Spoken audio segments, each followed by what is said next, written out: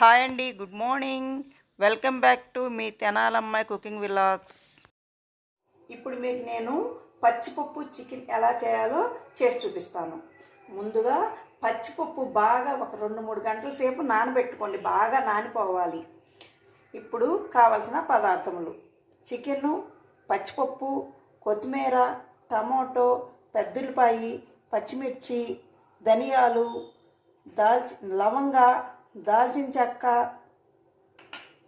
కొబ్బరి, జీడిపప్పు, కరివేపాకు, పసుపు, కారం, ఉప్పు, నూనె, అల్లం చిన్నులపాయ పేస్ట్. బాండీ పెట్టుకునే లోపు మనం ఏం చేద్దామంటే ఈ జీడిపప్పు ఉండండి, మీకు జార్లో వేసేస్తా ఒకసారి.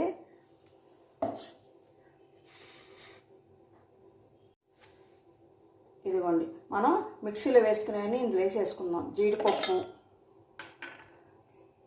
ధనియాలు, పచ్చి కొబ్బరి కట్ చేసేస్తానండి, ప్రస్తుతం వేస్తున్నాను.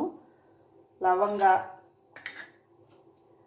దాల్చిన చెక్క, ఇవన్నీ బాగా మిక్సీ పట్టుకుందాము.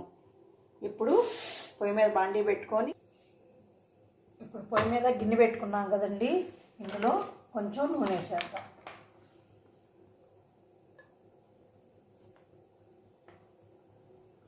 ఒక 3 స్పూన్లు నూనె వేస్తున్నానండి.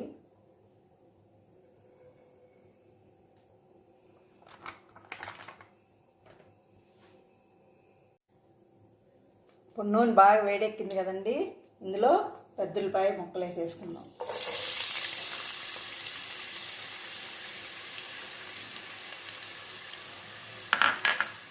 ఇందులోనే పచ్చిమిర్చి కూడా వేసేసుకుందాం.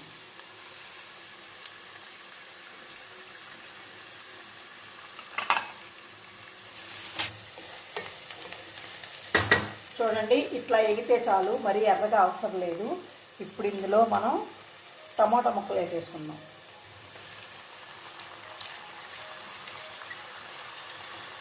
ఇవి కూడా బాగా ఆగనిద్దాం.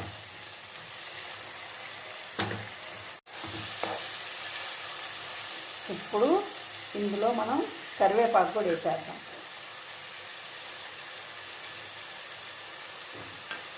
టమాటా ఏగిపోయిద్దండి మనం చికెన్ వేసిన తర్వాత అయినా కూడా, ఎందుకంటే టమాటా, ఉల్లిపాయ మనం చికెన్ బాగా ఉడకనివ్వాలి కదా. ఇప్పుడు కొంచెం హాఫ్ బాయిల్ లాగా చేసుకుంటే సరిపోయిద్ది, మరీ ఎర్రగా అవసరం లేదు. ఇప్పుడు ఇందులో అల్లం చిన్నులపాయ పేస్ట్ వేసేసుకుందాం.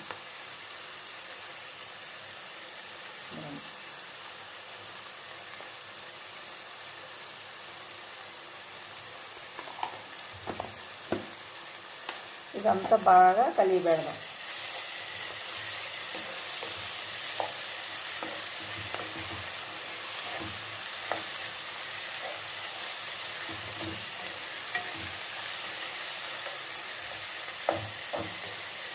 ఇప్పుడు ఇందులో ఈ నానబెట్టుకున్న పచ్చిపప్పు కూడా వేసేద్దామండి, బాగా కడుక్కొని. ఇదిగోండి,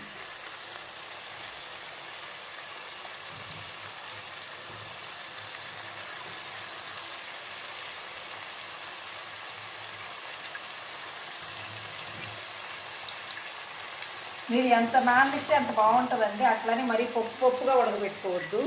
మనం నానబెట్టి దీంట్లో వేసేసుకోండి, అయ్యే వేగిపోతాయి, ఉడికిపోతాయి. సారీ. ఇప్పుడు ఇందులో పసుపు,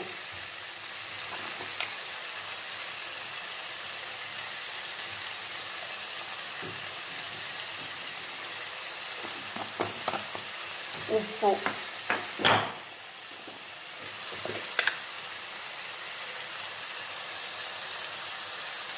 ఉప్పు కొంచెం తగ్గించేసుకుందామండి, ఎందుకంటే మనం కొంచెం సంబార్ కారం వేసుకుంటున్నాం ఇవాళ.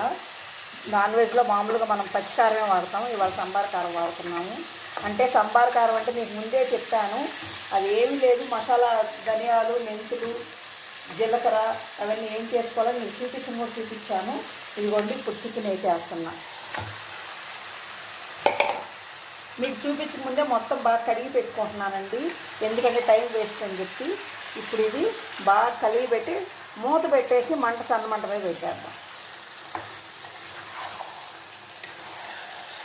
బాగా ఉడకనిద్దాం. ఒకసారి చాలామందికి పచ్చిపప్పు చికెన్ చేసుకోవడం తెలియదు, అంటే నేను అనుకుంటున్నాను. ఒకవేళ తెలియని వాళ్ళు ఎవరన్నా ఉంటే ఇది ట్రై చేయండి, చాలా బాగుంటుంది. కాకపోతే పచ్చిమిరపకాయ వేసుకోండి, ఎక్కువ కారం కొంచెం తగ్గించండి, అప్పుడు బాగుంటుంది. ఇప్పుడు దీని మీద ఒక లిడ్ పెట్టేద్దాం, మూత పెట్టేద్దాం. ఓకే, సన్నమంట మీద బాగా ఉడకనిద్దాం. ఒకసారి మూత తీసి చూసుకున్నాము. చూడండి నీరు ఎట్లా వచ్చింది. మనం కొంచెం కూడా నీరు ఏవి పోయలేదు కదా, ఇంకా బాగా ఉడకనివ్వాలి. ఒకసారి కలిపేసి మళ్ళీ మూత పెట్టేద్దాం.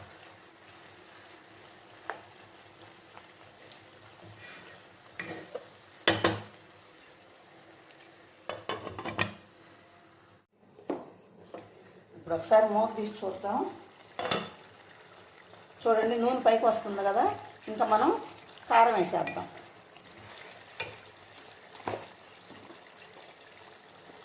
కారం పచ్చిమిరపకాయ వేసాం కాబట్టి తగ్గించేద్దామండి, ఎక్కువ పట్టదు.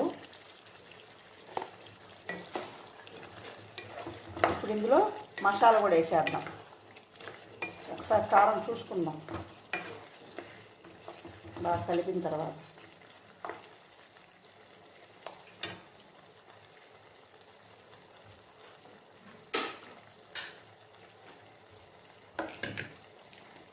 కొంచెం వేస్తున్నానండి, కారం చాలలేదు.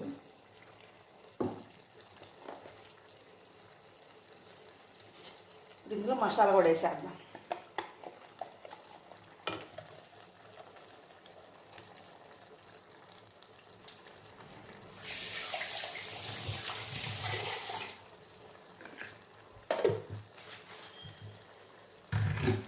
ఇప్పుడు కొంచెం వాటర్ కూడా వేసేస్తున్నానండి. మనం అసలు ఇంతవరకు వాటరే వేయలేదు, ఇప్పుడు వేస్తున్నామే వాటరు.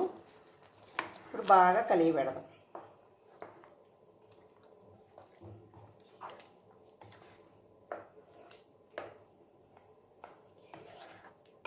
ఏంటి పాడు పచ్చెనపప్పు చికెన్ అనుకుంటారేమో, ఒకసారి మీరు చేసి చూసి అప్పుడు చెప్పండి అది బాగుందో లేదో.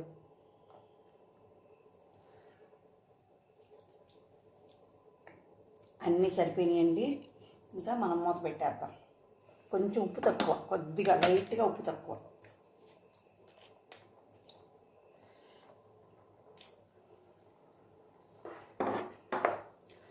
మళ్ళీ మూత పెట్టేద్దాం.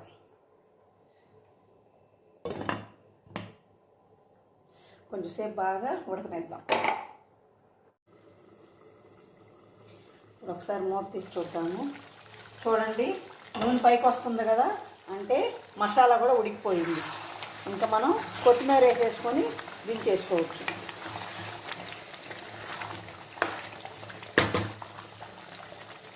ఇవన్నీ కొత్తిమీర వేసేస్తున్నాను. ఇంకా గ్యాస్ ఆఫ్ చేసేద్దాం.